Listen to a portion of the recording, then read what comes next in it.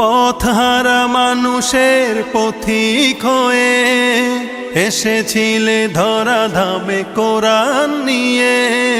পথহারা মানুষের পথিক হয়ে এসেছিলে ধরা ধামে কোরআন নিয়ে। তোমার পথের পথিক হয়ে জীবন গড়ার স্বপ্ন সাজাই। তোমার পথের পথিক হয়ে জীবন গড়ার স্বপ্ন সাজাই।